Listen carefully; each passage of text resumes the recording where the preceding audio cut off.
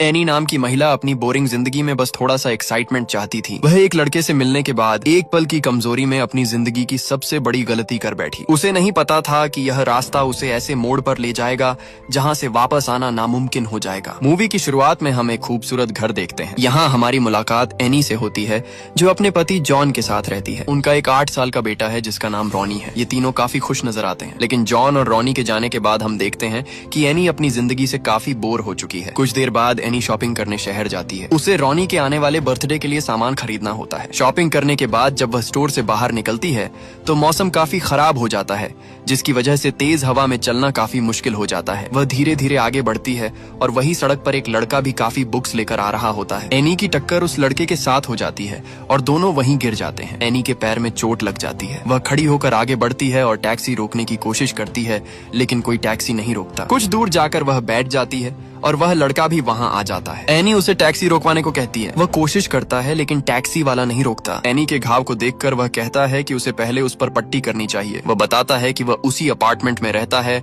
और एनी उसके साथ चल सकती है। एनी मान जाती है और उसके साथ चली जाती है। अपार्टमेंट में जाकर एनी देखती है कि हर तरफ किताबें हैं। वह उस लड़के से पूछती है कि क्या वह राइटर है। वह लड़का कहता है कि वह एक बुक डीलर है। एनी बाथरूम में जाकर अपना घाव साफ करती है। वापस आकर कहती है कि उसे अपने घर कॉल करना है ताकि वह बता सके कि वह लेट क्यों है। जब वह फोन पर बात कर रही होती है तो वह लड़का उसकी स्कर्ट से दिख रहे उसके पैरों को देख रहा होता है और थोड़ी देर बाद पास आकर उन पर बर्फ लगाता है। एनी थोड़ी असहज हो जाती है और वह उस लड़के की गलत फहमी दूर करने के लिए बताती है कि वह अपने बेटे से बात कर रही थी जो थोड़े दिन में 8 साल का हो जाएगा। वह लड़का इस बात को जरा सा भी माइंड करे बिना कहता है कि उसका नाम निक है और वह भी कुछ दिन में 28 साल का हो जाएगा। जाने से पहले वह एनी को एक बुक ले जाने को कहता है। जब एनी बुक देख रही होती है तो निक उसके करीब आने की कोशिश करता है, लेकिन एनी वहां से चली जाती है। घर पर रात को एनी जॉन को सब बताती है। जॉन कहता है निक की हेल्प के लिए उन्हें उसे एक वाइन की बोतल भेजनी चाहिए। जॉन और एनी रोमांटिक मूड में होते हैं। जॉन एक कैमरा लेकर एनी का वीडियो बना रहा होता है, लेकिन वे दोनों जब और पास आ रहे होते हैं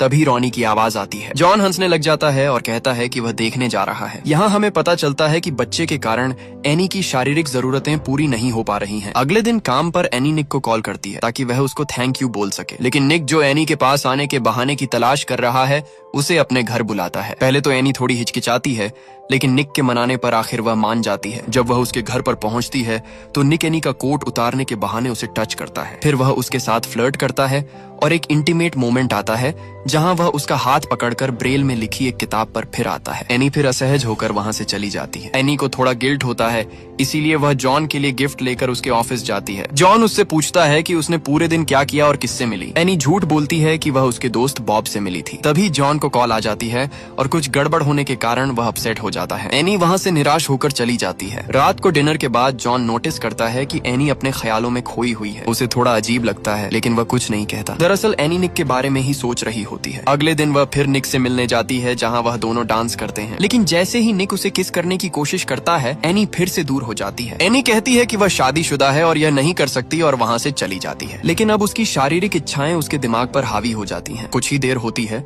और एनी वापस आती है। निक भी अब उसको उठा लेता है और बेड पर ले जाता है। वह उसकी बॉडी को टच करता है। एनी भी बहुत उत्तेजित हो जाती है। ये सिर्फ फिजिकल चीज के बारे में नहीं है, ये वो तरह का एक्सपीरियंस है जो उसके अंदर कुछ जगह देता है, कुछ ऐसा जो रोजमर्रा की रूटीन, शांत डिनर और जॉन के साथ पोलाइट बातचीत के नीचे दबा हुआ था। घर लौटते वक्त ट्रेन में एनी पूरी तरह ओवरवेलमेट लगती है। जो हुआ है उसके बारे में सोचकर वो शर्मा रही है। वह उसी पल को याद कर रही है कि कैसे जब निक उसको टच कर रहा था तो उसका शरीर कांप रहा था। वो थोड़ा शॉक में भी है क्योंकि उसे अब भी यकीन नहीं है कि उसने एक अजनबी के साथ ये सब क्यों किया, लेकिन साथ ही वह एक्साइटेड भी है क्योंकि यह सिर्फ लस्ट नहीं था। यह एक इमोशंस का तूफान था जिसे शायद वह खुद भी नहीं जानती थी कि वो अंदर दबाकर रखे हुए थे। उसी दिन जॉन की मुलाकात बॉब से होती है। वह उससे उसकी एनी के साथ हुई मीटिंग के बारे में पूछता है, लेकिन बॉब कहता है वो तो काफी दिन से शहर से बाहर था। ये सुनकर जॉन को थोड़ा शक होता है। रात को घर में वह एनी से पूछता है कि क्या वो उससे अब भी प्यार करती है। एनी कहती है कि यह भी कोई पूछने वाली बात है और बोलती है कि अचानक वह ऐसी बात क्यों कर रहा है। जॉन कहता है बस ऐसे ही। अब एनी और निक की नजदीकियां काफी बढ़ने लग जाती हैं। वे दोनों बस एक दूसरे के साथ टाइम स्पेंड करने का बहाना ढूंढने लगते हैं। एनी को मिल रहा यह नया प्यार